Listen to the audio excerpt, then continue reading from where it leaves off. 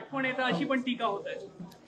हे खरंच आहे की आता मंडल यात्रा काढणं याचा अर्थ ओबीसींची शक्ती काय आहे हे त्यांच्या लक्षात आलेलं आहे.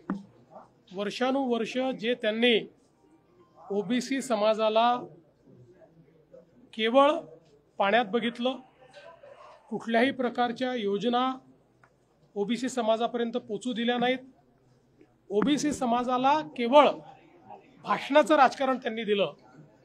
आणि म्हणून आज ज्यावेळी ओबीसी समाज हा दुरावलाय असं लक्षात आलं तर आता ते यात्रा काढतायत. पण नुसती यात्रा करून फायदा होणार नाही. ओबीसीच्या पाठीशी तुम्ही ठामपणे उभे आहात हे कधीतरी दिसू द्या. ज्यावेळी ओबीसींवर संकट येतं त्यावेळी मात्र तुमची भूमिका नरोवा कुंजरोवा असते हे ओबीसींनी बघितलेलं आहे. पण ठीक आहे, आता आठवण आली असेल तर ती कृतीत दिसेल अशी अपेक्षा करूया. काल जे त्यांनी गौप्यस्फोट करण्याचा प्रयत्न केला, आज संजय राऊत पण त्याच पद्धतीने बोलले, उद्या लॉंग मार्च आहे. सलीम जावेदच्या स्टोरी चाललेल्या आहेत, अचानक या गोष्टी आठवण येत आहेत. माझा सवाल आहे, तुम्ही सगळे रिस्पॉन्सिबल अशा प्रकारचे नागरिक आहात. अशा प्रकारे जर तुमच्याकडे कोणी आलं, पोलीस कंप्लेंट का नाही केली? तुम्ही निवडणूक आयोगाला कंप्लेंट का नाही केली? तुम्ही व्हेरिफिकेशन का नाही केलं?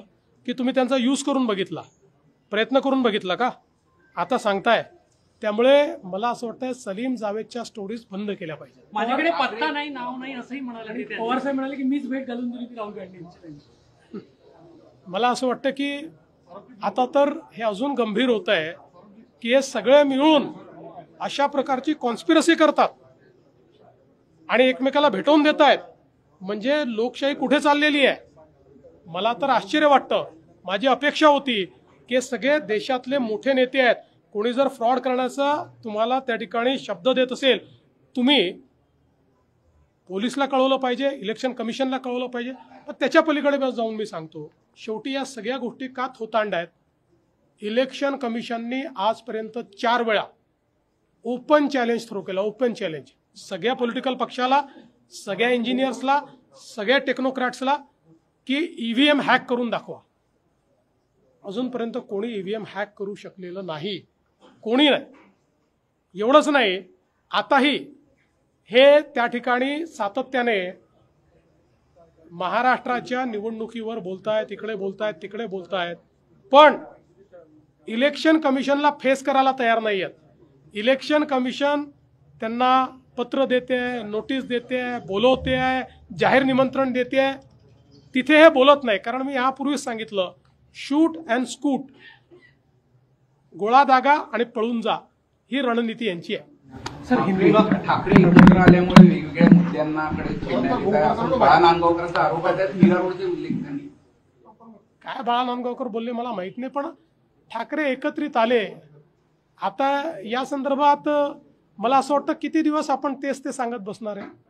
ते एकत्र आले, ते एकत्र राहावेत, एकत्र नांदावेत, एकत्र लढावेत. काय करायचं ते करावं. शरद पवार साहब ने जिस तरीके से कल एक गौप्यस्फोट करने की कोशिश की, उन्होंने कहा कि मैंने उन लोगों को राहुल गांधी से मिलवा दिया था. देखिए, मुझे इस बात का बहुत आश्चर्य लगता है कि इस प्रकार के सारे बड़े नेताओं के पास इस प्रकार से लोग भारत के चुनाव को प्रभावित करने का आइडिया लेकर जाते हैं और ये केवल एक दूसरे को मिलवाते हैं. ये न पुलिस में कंप्लेंट करते, न इलेक्शन कमीशन को कंप्लेंट करते, न उसके ऊपर कोई कार्रवाई करते. तो इसका सीधा मतलब ये होता है कि क्या आपने उनका इस्तेमाल करके देखा? वो ऑफर लेकर आए थे तो इसलिए इस प्रकार की बातें कहना, मुझे ऐसा लगता है कि अभी ये स्टोरीज बनाने वाली बात है. चुनाव आयोग ने कई बार आप ईवीएम को हैक करके दिखाइए ऐसा ओपन चैलेंज थ्रो किया था. 8-8 दिन तक कोई भी आए और ईवीएम को हैक करके दिखाए, कोई कर नहीं पाया. आपके पास है कोई तो ले जाइए इलेक्शन कमीशन में.